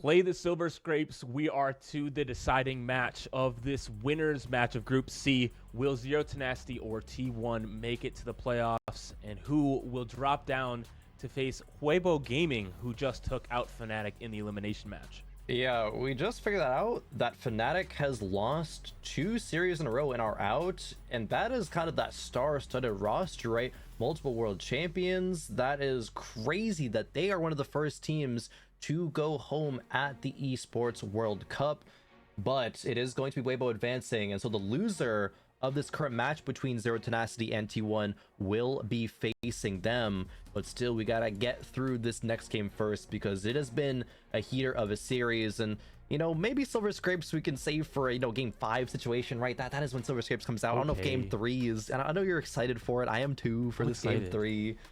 But the only best of 5 that we have in this tournament is going to be the grand finals, and if that does go to game 5, I'm messaging whoever I need to make sure Silver Scrapes comes on, because that would be a momentous occasion. They would deserve that for sure. That would be the only fitting way to end this tournament, right? To go to these game 5s, these game 3s that we've seen so much, and both of these teams have already experienced this in this tournament. They have gone to game 3 in both of their round 1 matches versus Fnatic and Weibo respectively. And so they're not strangers to this high pressure game 3, and they're ready to go to get into this game and decide who will be advancing to the playoffs automatically and who will have to go to that decider match. Yeah, when you played this much TFT, it is such a breath of fresh air to be able to just advance into the playoffs. And so here we are for the final game of Zero Tenacity versus T1. Winner advances to playoffs, loser gets knocked down to the lower bracket. And our portal choices are interesting here. Overachievers giving a lot of those charms early will not be anyone's choice here, but instead gold subscription that gives a little bit of influx of gold. But the one that is chosen is that treasure armory. And if you were around, what set was the treasure dragon? Yeah, 7? 7 maybe? With dragons? With Dragonlands? I think so. I think you might be right. That would check out in my brain. Yeah, same. Anyway, you get an armory on 4-7 here in this game where you can get a lot of powerful resources. I'm actually so bad at like remembering what happened in past TFT sets. I'm like, my brain's so focused on the current one. It's like, I don't know what happened. What set was that again? Set 5 was what? I don't know. It's just such a long time ago. But for this one, of course, we got the charms, but still have the armories popping back up with the portals. I actually, you know, I love that portals are still in the game. I think that's a great substitution for the opening carousel. And just being able to have the game be that much different every one with that variance is really, really exciting. You mean you don't miss clicking rapidly at the beginning of the game trying to get the little advantage towards the thing that you want? Okay, I actually did kind of like that because I click very fast. But you know, now that I'm a little bit older, I'm washed up, I'm a caster now, maybe it's good that we've gone away from that at this point. I think it's better just for TFT as a whole too. Yeah, the Heroes of the Storm pro, former pro, you know, can click fast. That's not surprising to me at all. But me over here, I'm just, I would lose every time. But not something we have to deal with anymore, as we are moved on. We're on set 12 of TFT. See, like, we've both been in this kind of since the beginnings, and what a journey it's been to get all the way here now to the EWC in this kind of massive 4v4 format, 12 sets in. Yeah, and these are going to be very important augments for this game. These augments are going to decide what people are going to play, are going to help decide how this game is going to play out. And there's a very interesting one for Alan ZQ here. Worth the Wait will gain a one cost 3-star champion throughout the game. And so a very interesting choice, but learning the spell with this early syndrome makes a ton of sense. Yeah, of course, that is going to be the option. I think worth the wait generally feels like it is not worth the wait, at least in my experience. Seeing that augment doesn't really have much data to back it up either. But learning to spell, definitely super good when it comes to the Syndra line. Yeah, I mean, if you're playing Syndra throughout the entire game, trying to get as many of the casts as possible, also gaining some AP when you kill units, that seems like a good deal to me. keeping the same units on your board. We have it seen contested here, which is by no surprise to anyone. This Syndra for Dumizuni and the Spear Sojin that comes along with it. Yeah, school mascot being the choice as well from Dunizuni. Ooh, is not clicking the Ash though because one and wants to make Econ instead. Makes a little bit of sense. You'll be able to get that Ash back later, but that means you will not be able to slot in Eldritch here quite yet. We'll be leveling here and just playing some Bastion units instead, which is still pretty good. That school mascot obviously will provide a lot of power throughout the game, especially if you can get to that 7 Eldritch mark, and maybe even 10 Eldritch like we've talked a little bit about earlier. That would be very, very hyped to see. Crown guarded here for Zuso. Oh. Yeah, and 2 of them, right? It's always nice when you have the components to make an item and you get an augment that gives you a free version of that item but buffed up too, right? You're getting kind of double value here as this Kassadin just has an insane amount of shielding to start off the game. Yeah, and then the AP kicks in a lot when that shield breaks, and you see that giant shield come back for the Kassadin from that cast. You see the power on display there. Not sure where that board will end up. Obviously, that Crown Guarded is quite good on Swain and Nico, both of those shapeshifters, so you see them holding some of those, waiting for that opportunity. Absolutely. As we get on into looking at the HP totals right now, it is 0 Tenacity with 3 members win streaking. You know, it's not quite a full streak yet, but 2 rounds in a row means that they have some strong boards they got working with. All the members of T1 have taken at least 1 loss, if not 2 for a couple of them. Lelouch here also rocking with an early Eldritch and got sleight of hand as well with that spare glove and a couple of early TG slams. That augment is so powerful to start the game off with. Yeah, the extra stats that provides really do help power up your board in this early game. But I want to call attention to, although 0 Tenacity is healthy, they are quite poor compared to the rest of the lobby, and especially T1. 2 of those guys being above that 10 gold mark to start earning that interest gold will set them a little bit behind there. But as we've seen so much, oftentimes keeping that HP is a little bit more important than early gold. Yeah, HP does get you more comfortable into that top 4 kind of range. And of course, if you are top 4ing with the majority of your team, then yeah, you've already kind of won the match there. That has not been the case in the past couple of games. They've had 2 members of T1 and 2 members of... Oh, actually, no. Game 1 was very dominant, right? There was 3 members of 0 Tenacity going down. But game 2, it was a bit closer. We'll see if that dominance that T1 showed in game 1 is able to come back here in game number 3. Yeah, and 0 Tenacity continuing on that streak, right? 3 of them have not lost. Alan ZQ taking that loss streak perfectly so far as well. And so that is a fairly good strategy of maybe even 2 of them can win streak and Alan ZQ can continue that loss streak. And so the economic power swings back in favor of 0 Tenacity.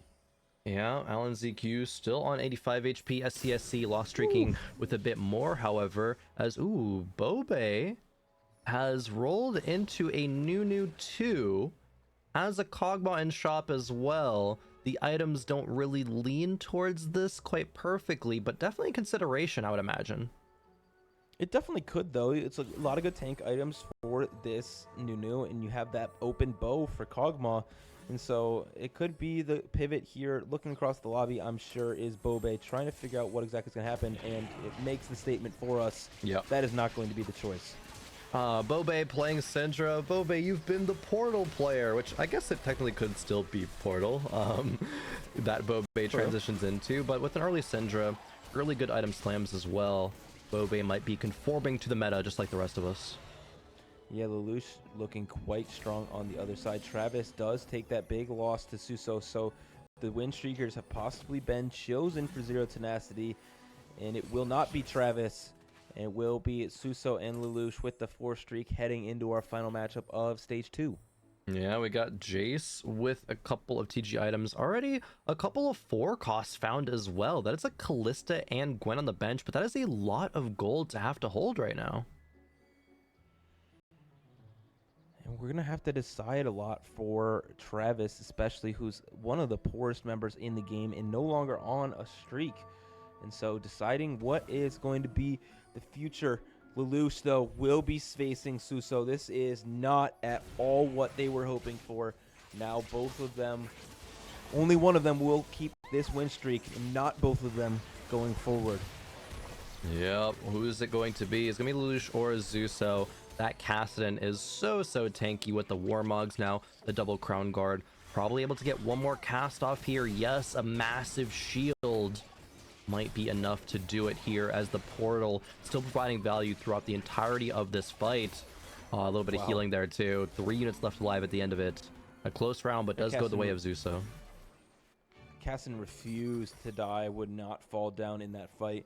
And just now curious, especially without a ton of direction for Suso, where this board will end up. Has that Syndra on bench, but we've seen how contested that is. And with Shapeshifters, it's really hard to play another carry other than this Syndra with it, especially in the current meta.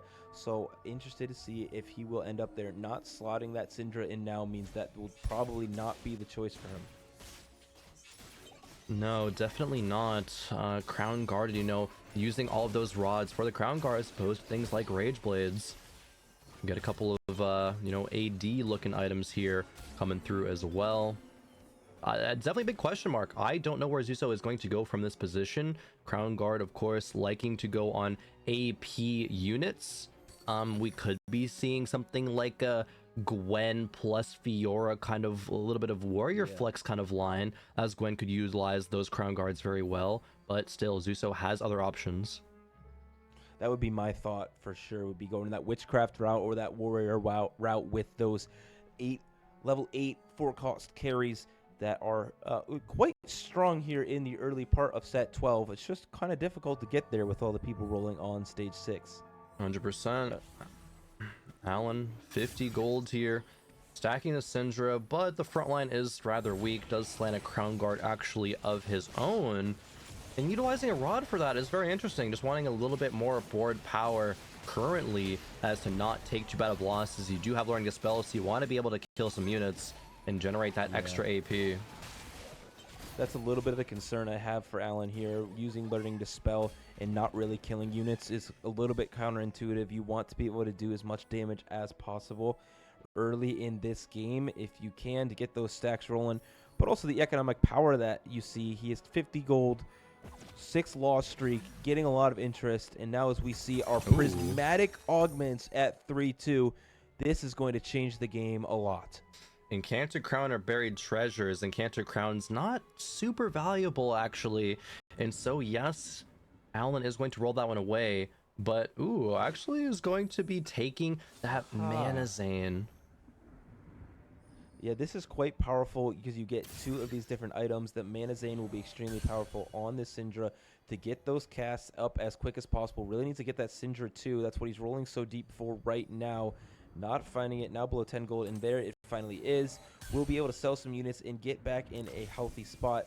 But again, didn't find that 4th Vanguard either, and so just has Eldritch on board as well.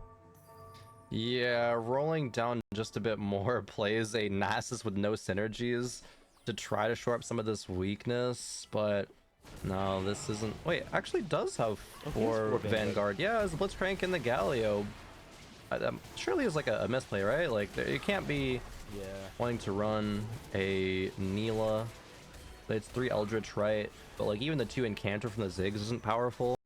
You would definitely slot in a Blitzcrank for that, and then a Galio for that Nasus. Alan's not going to be able to make Econ with that. Okay, he does sell 1 pair of Blitzcrank, but that definitely did not need to happen. Maybe a little bit of misstep here for Alan. Feeling that pressure, of course, in this very intense game 3. And you see it right there, the swap immediately happening, putting those units in, selling that Nasus, getting up to that 20 gold mark to try and recoup as much of this economy as possible. But what we've seen from this board, though, is this is enough to streak through much of stage 3. And wow, that is a huge upgrade too. That front line has now been shored up with that 2-star Mordekaiser, and he can continue to recoup all of that economy that he just lost, and hopefully use that Mana Zane to get so many stacks on this Syndra. Yeah, definitely. We have a couple players who hadn't rolled at all this game. And it is Lelouch and Travis. Lelouch is very rich though, 71 gold and level 6 right now. Could go level 7 in just the next round, but wow, that Callista on the other side of the board for Travis is looking fairly strong. Yeah, Radiant Hand of Justice is a great Ooh, item. that healing. Especially if you... Oh, the giant healing coming through here. Will Syndra be able to clean up this fight? It doesn't look like it.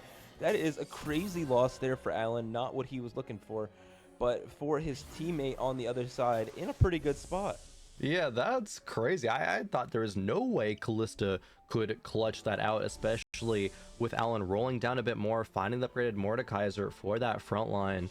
Really, really showing the power of what Callista can do. I do want to call out, as we look at the bottom of this screen, we have 2 uncontested rerollers. We have the Kassadin for Bobe and the Kog'Maw for Bintum. And so these 2 guys, uncontested, are going to be a force to be reckoned with in this game if Z10 is not careful. 100%. Bobe started the game off with a Syndra, but then said, no, there's too many of those in this game.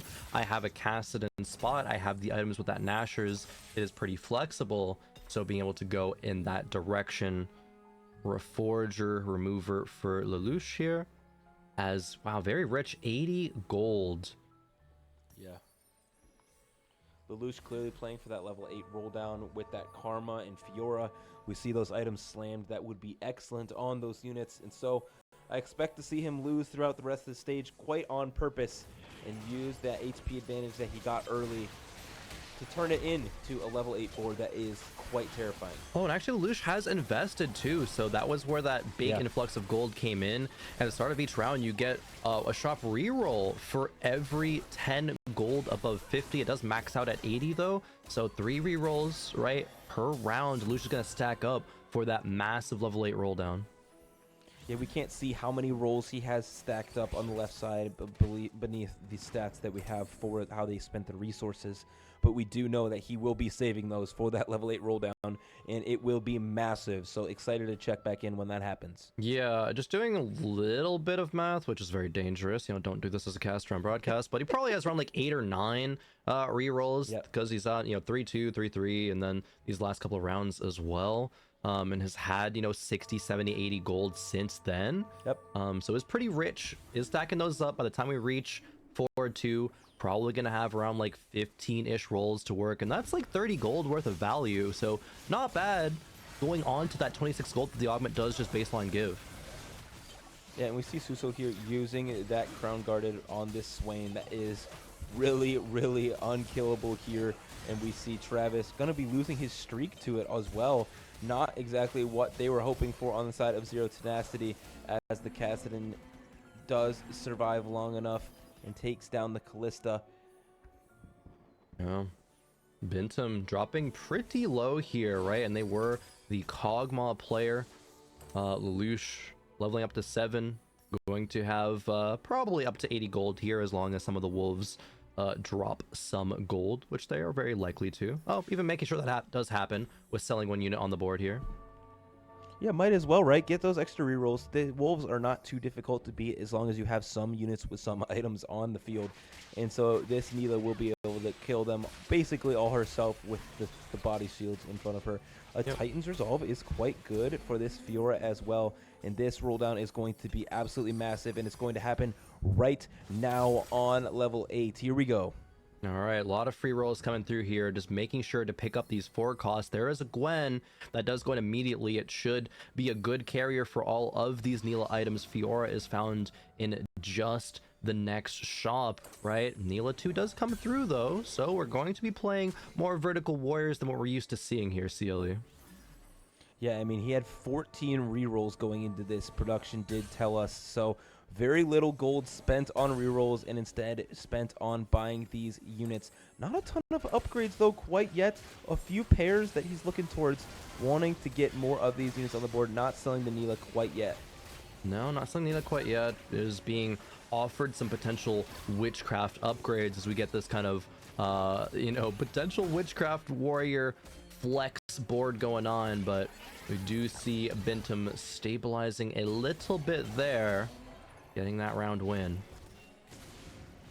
We see a lot of scouting happening, seeing what the condition is after a lot of these rolldowns. We saw on the other side that the Kog'Maw 3 and the Nunu 3 did not come through, but Witchcraft Crest. Is this for Lelouch? Yeah, this is for Lelouch.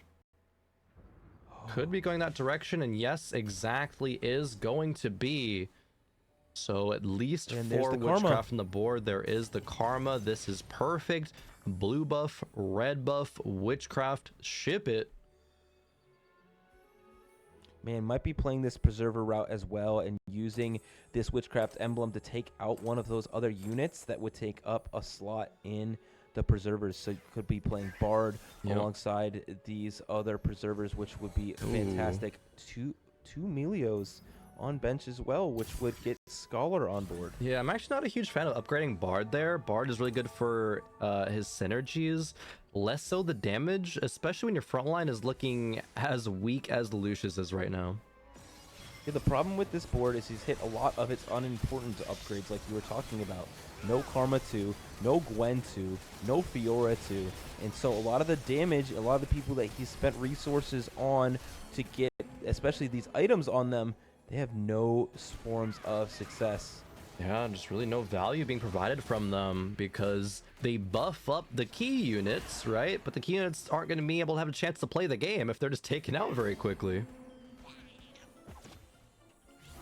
Looking across our lobby, SC now on that win streak. Alan ZQ has made the comeback happen as well with his board.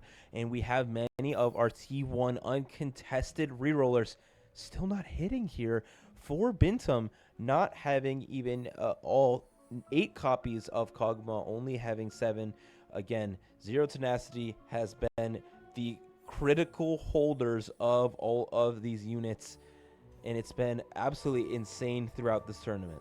Yeah, SCSC has saved up a lot of gold and is re-rolling for so many units, right? They still haven't found that Nami, of course, for the 3 mage in, but they're on 6 copies of Mordekaiser, Rumble, and Syndra.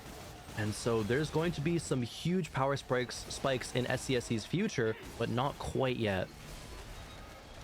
Yeah, and it looks like they will continue that win streak, which is so incredibly important in breaking Alan ZQ's here in the middle of this game.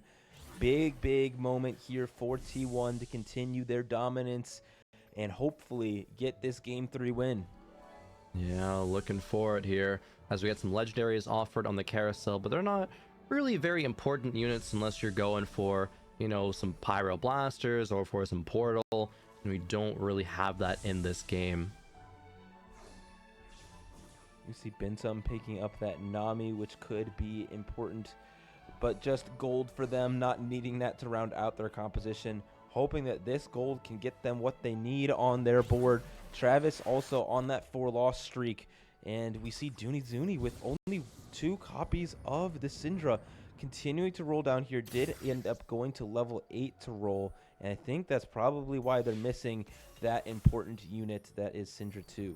Yeah, they got the 5 Eldritch on the board, so that Dark Monolith is going to be pretty powerful. You get the Karma with 2 very good items too, and that is a greater champion duplicator. Oh, Nami, a big pickup there, getting the 3 mage online.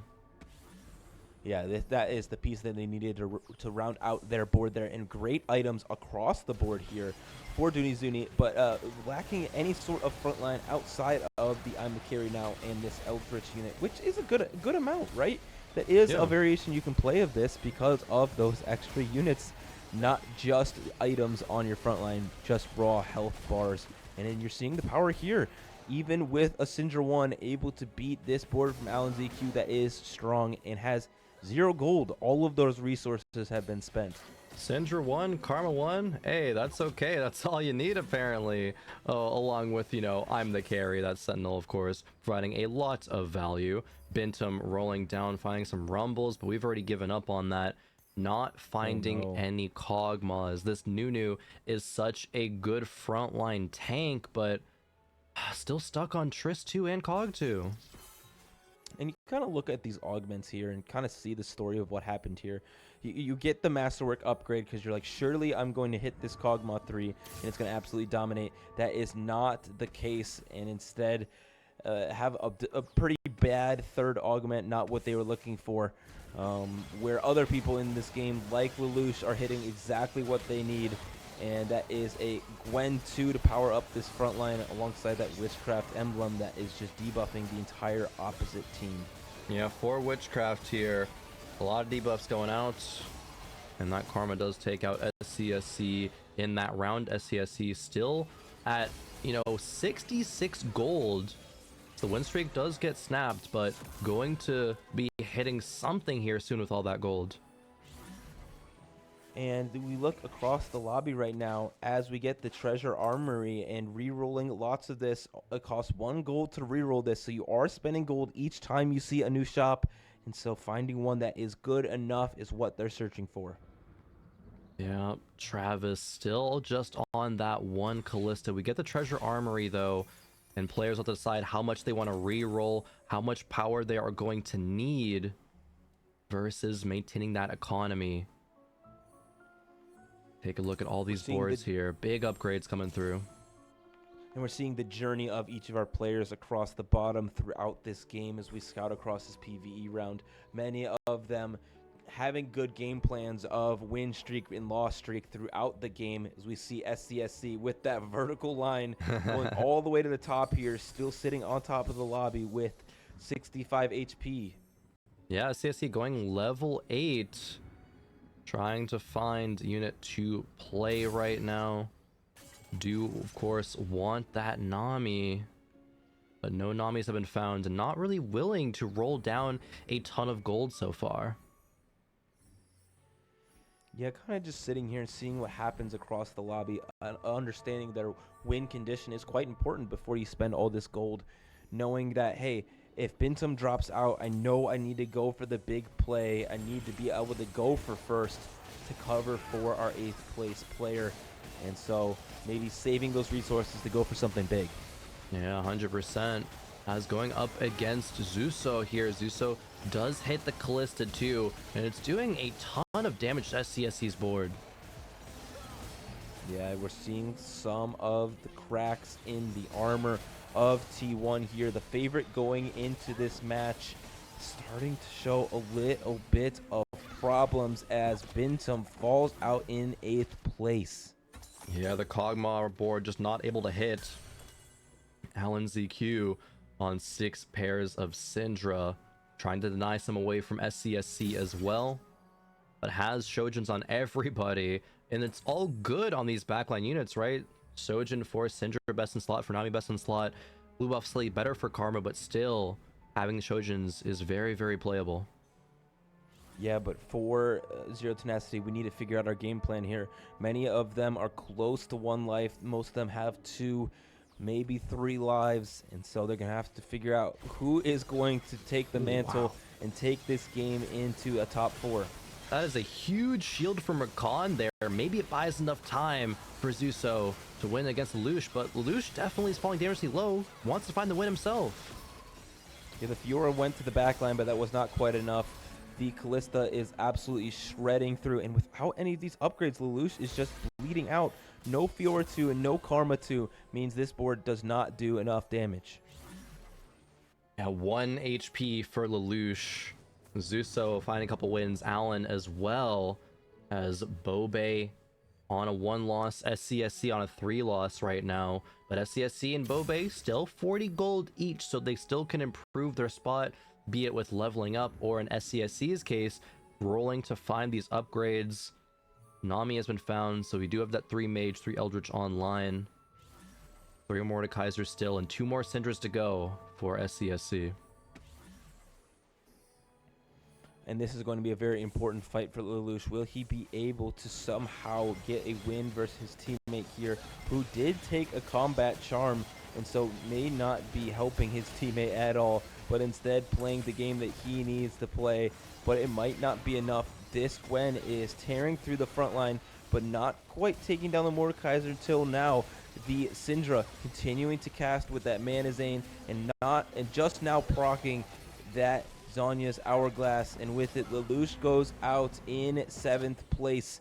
And so, Zero Tenacity only up 1 point right now in the standings.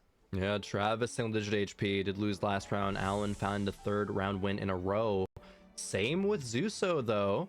So there is some hope here. This is the intense game that we have been looking forward to for this series, right? Winner goes into the playoffs. Loser is going to go down into that lower bracket. And this is going to be all that Travis has in this turn. Can he somehow turn this around and stay alive with the one life he has left? Looking across the lobby, Bobe with this uncontested multi-striker, which we've seen be really powerful if you can hit that Kassadin, but also rolling on level 8 and not finding a Camille to get to that 7 multi-striker does make this board a little bit weak. Yeah, so much keeper's value that we saw there on that multi-striker board, but yeah, maybe it's not enough. Travis here versus Junie Zuni. Elimination potentially here for Travis. Travis did hit the important upgrade of that Callista, but a lot of this front line is one-starred and not having the health bars needed. Hopefully these Thieves Gloves can do enough. Hopefully this Camille 1 can delete the Syndra in the backline, but the Karma 2 is still alive, but the Callista onto it now. It will be enough for Travis to win this fight. Wow, Travis winning it. The Camille with that Radiant Hand of Justice, finding some big damage there, getting into that back line, right? BT healing and shield. We got the healing from that Radiant Hodge and the Sterix, of course, as well. So many TGs here, too, with that sleight of hand getting so much value here in this game.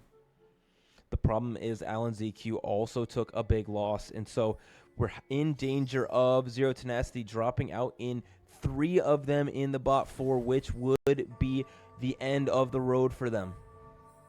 Yeah, this round very important for Travis. Won the last one, but going up against SCSC now level 9.